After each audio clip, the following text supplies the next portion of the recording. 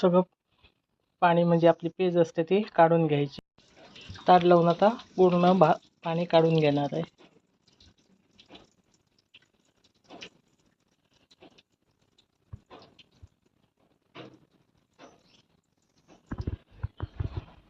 आता आपल्याला ही आग मागे काढून घ्यायची.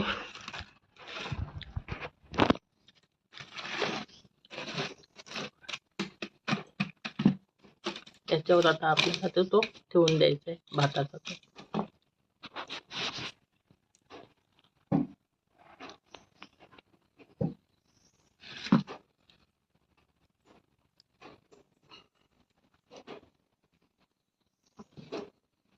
हे बघा पूर्ण पाणी काढून घेतलेलं आहे.